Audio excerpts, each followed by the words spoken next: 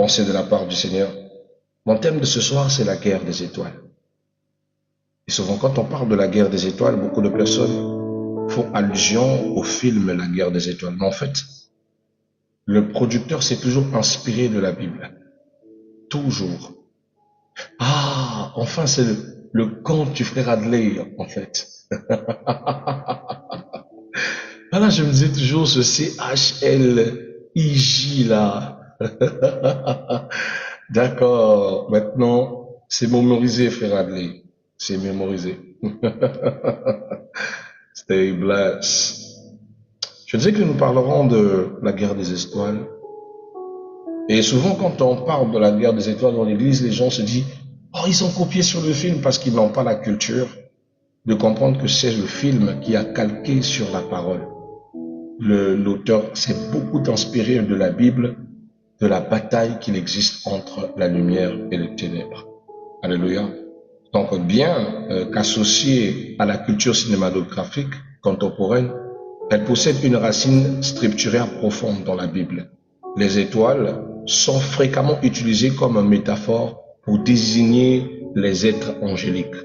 Parce que normalement dans la Bible, dans la mythologie, on va dire pas dans la mythologie, dans la culture juive, quand on parle des étoiles, on parle des anges ou les puissances spirituelles.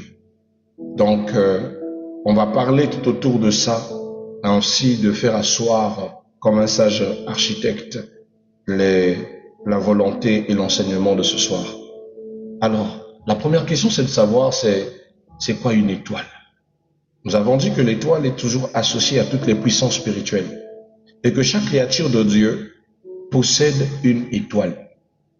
Une étoile ou est une étoile. Mais la différence, les anges, par exemple, sont exprimés comme des étoiles. Quand on dit qu'on a vu une étoile tomber du ciel, la Bible dit que c'est Satan qui s'est précipité sur la terre sous forme d'une étoile qui était tombée du ciel. Donc on sait que les étoiles représentent les êtres spirituels et les êtres surnaturels. Et l'être humain est un être surnaturel parmi tant d'autres. Il est en même temps spirituel, physique, et il est en même temps une étoile en lui-même. Et possède bien cette étoile.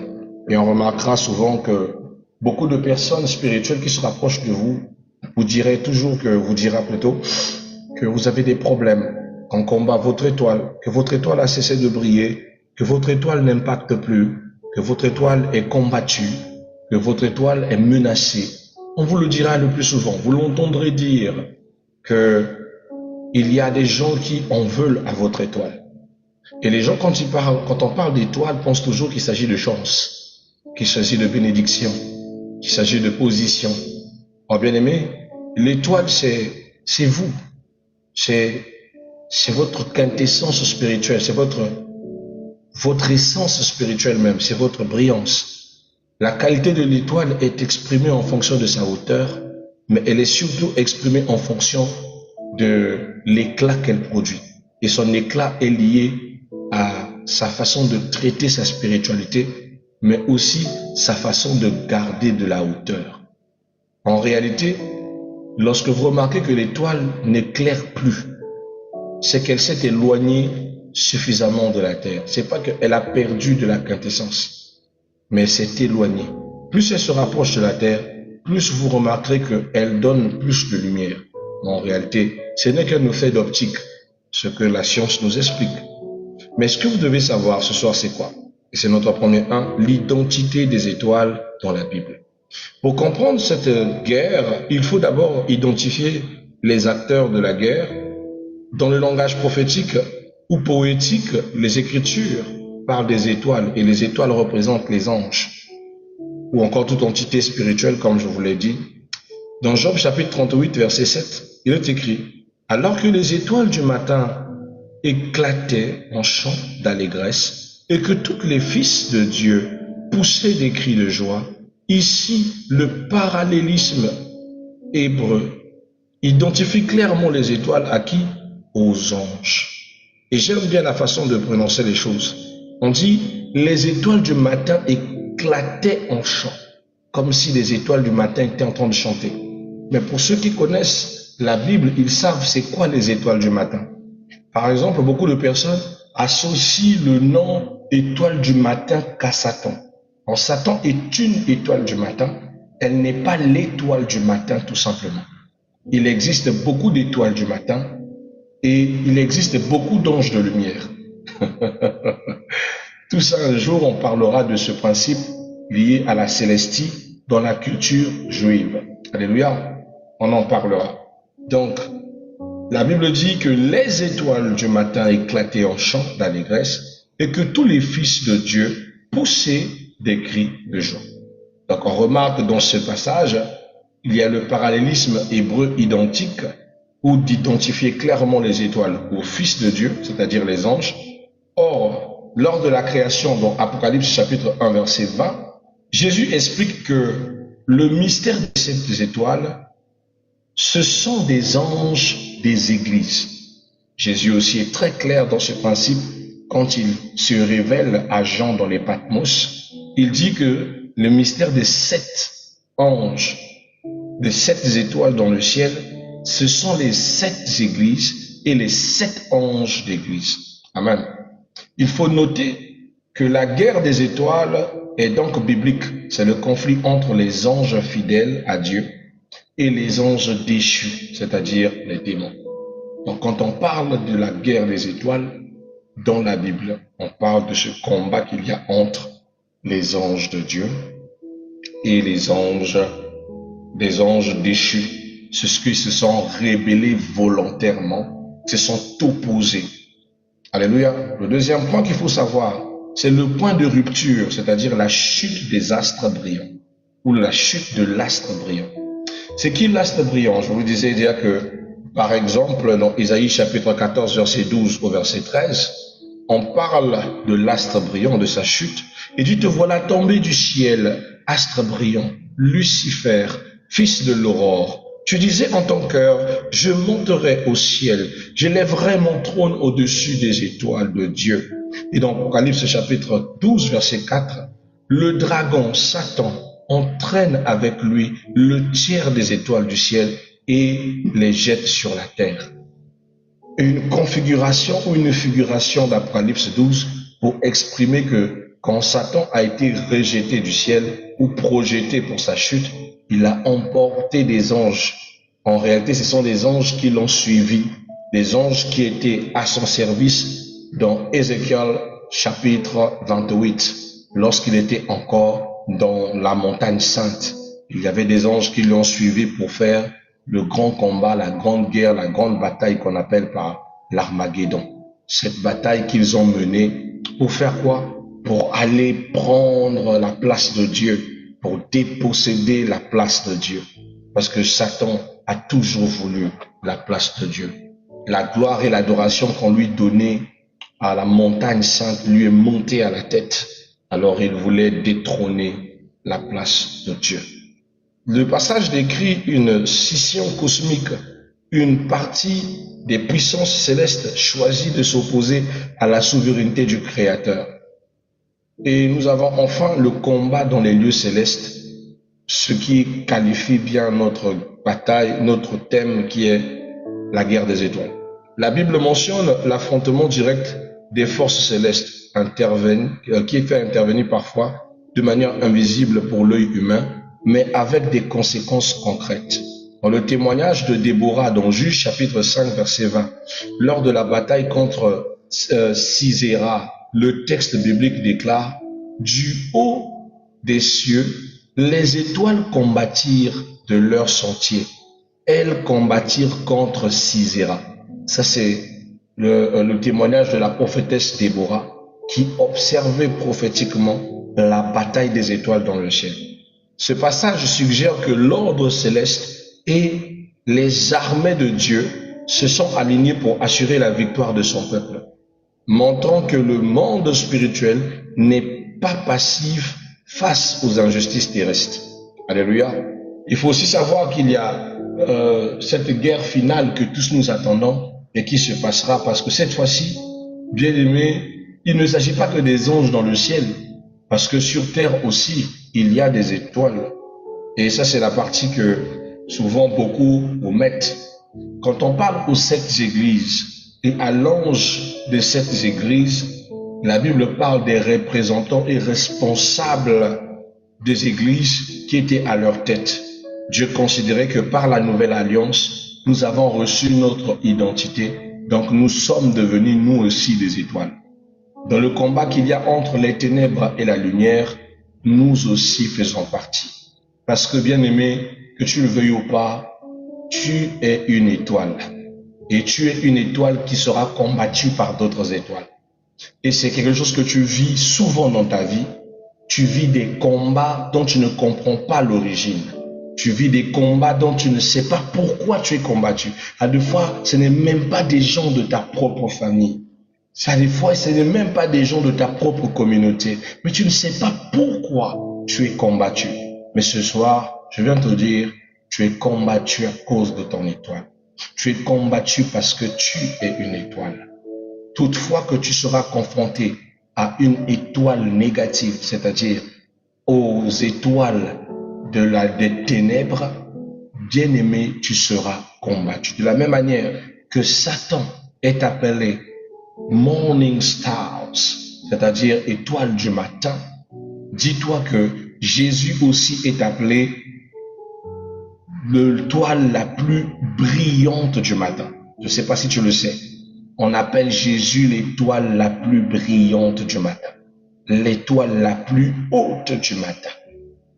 Et on l'appelle le soleil levant. Et nous savons que le soleil est une étoile, selon l'astrologie. Amen. Voilà pourquoi, bien aimé, c'est important d'avoir une certaine culture. Vous comprendrez de mieux en mieux la parole et vous comprendrez qu'est-ce que le Seigneur ou quels sont les mystères décelés dans les Écritures.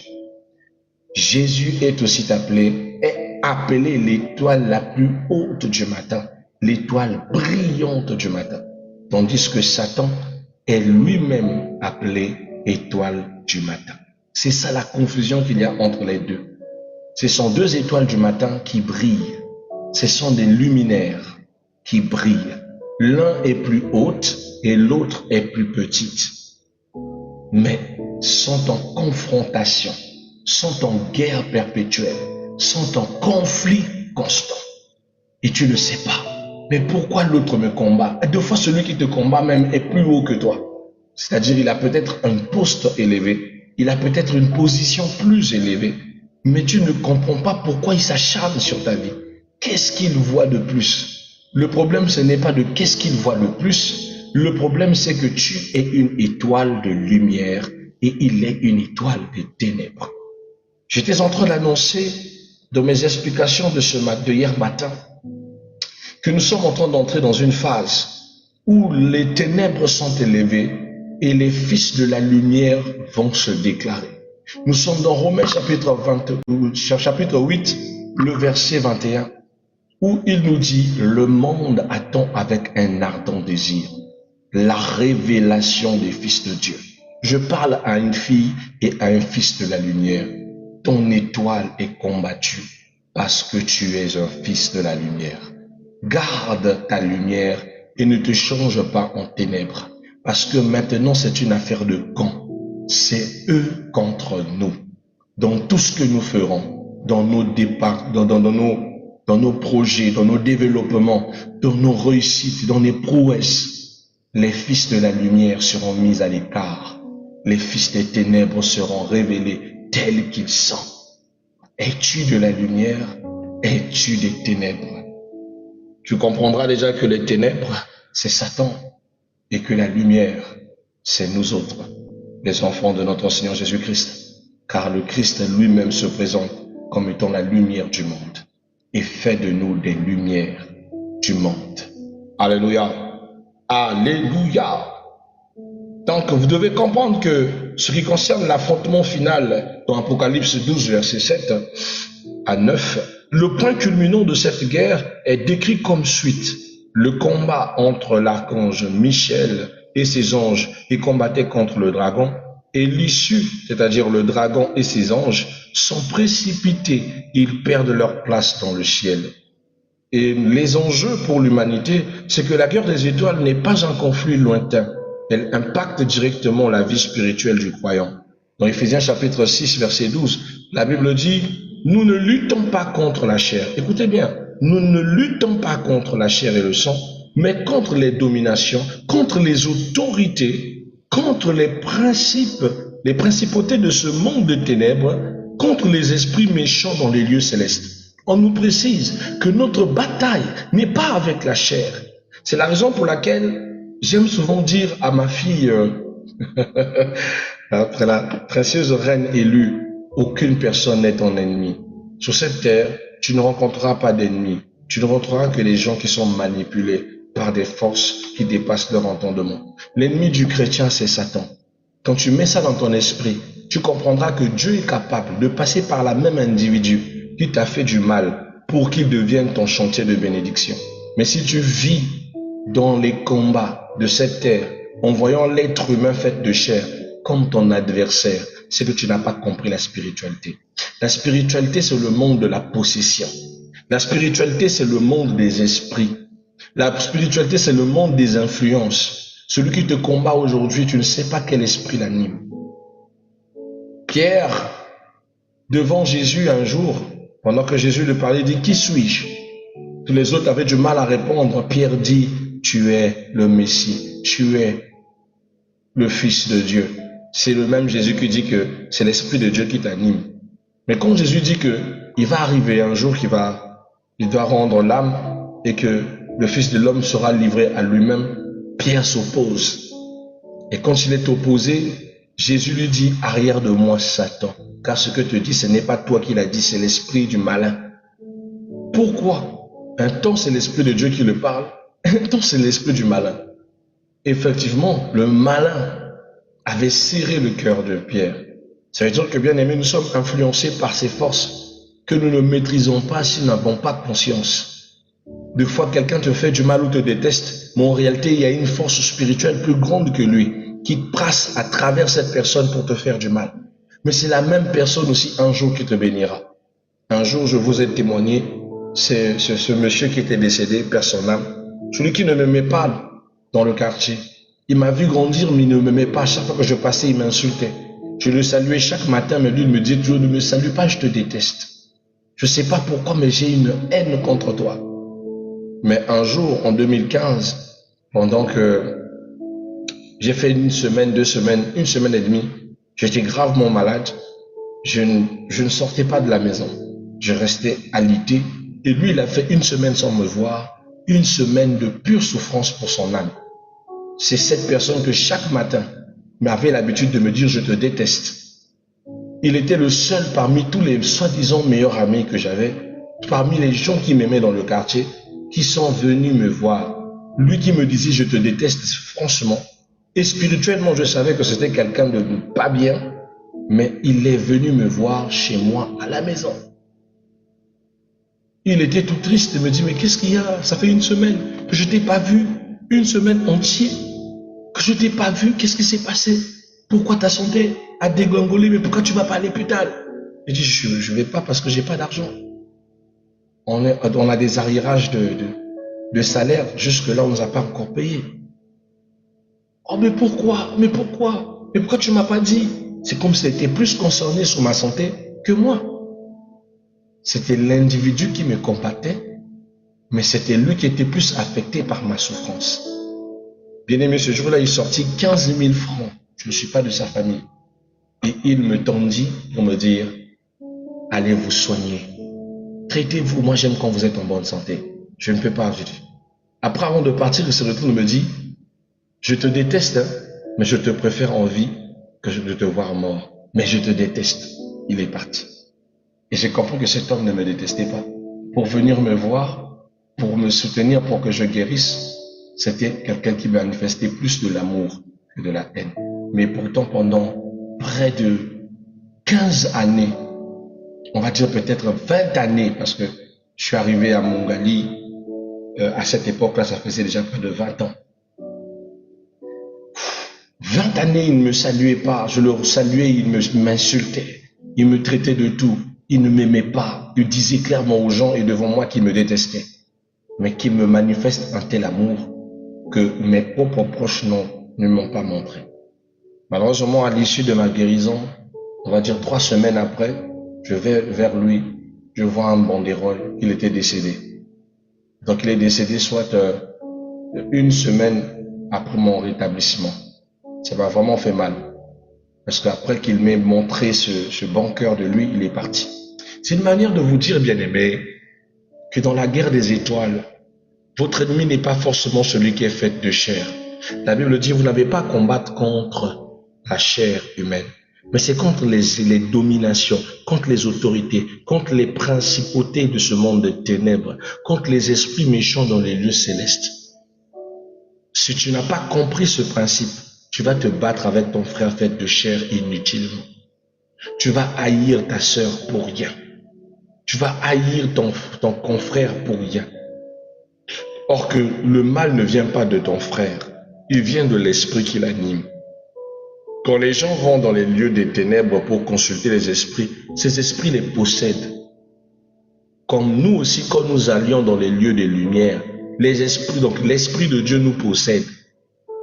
Donc il ne faut pas te dire que ils sont les seuls possédés. Nous aussi, nous sommes possédés par l'esprit de Dieu. C'est l'esprit de la lumière. Ce qui fait que on ne s'entende pas. On est toujours en guerre. Mais ceux qui nous combattent, ce n'est pas eux, c'est les esprits qui les animent. C'est les esprits qui les poussent au n'importe quoi.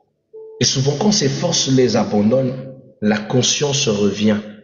La conscience émane de leur esprit. Ah, je t'ai fait du mal, pourquoi? Moi, je ne sais pas pourquoi je t'ai fait du mal, possédé par les mauvais esprits. L'objectif de l'ennemi, puisqu'il a perdu sa place parmi les étoiles de Dieu, il cherche à détourner l'humanité de sa destinée divine. Mais ce qui est sûr, l'histoire a déjà prévu une victoire, car la victoire de l'étoile du matin existe. Malgré l'intensité du conflit, la Bible conclut sur une victoire totale et définitive. Le titre d'étoile est ultimement revendiqué par le Christ lui-même, mettant fin à toute prétention de l'adversité. Dans Apocalypse chapitre 22, verset 16, la Bible dit, « Moi Jésus, je suis le rejetant et la postérité de David, l'étoile brillante du matin. » Vous voyez? De la même manière que quand nous avons lu Ésaïe, nous avons vu Satan présenté comme étant l'étoile du matin, mais Jésus-Christ est l'étoile brillante du matin. L'étoile la plus haute du matin. Et souvent, ceux qui n'ont pas la culture assimilent les deux en même personne pour dire que Jésus c'est Satan, or qu'en réalité, ils n'ont jamais lu la Bible, ils ne connaissent en rien la culture et font des correspondances sans connaissance. Donc aujourd'hui, c'est une culture qui s'ajoute en toi, la nuance entre l'étoile du matin, Lucifer Morning Stars, et l'étoile brillante du matin, ou dans notre jargon, l'étoile la plus haute du matin. Donc nous savons que l'étoile brillante du matin, qui se lève chaque matin, c'est le soleil.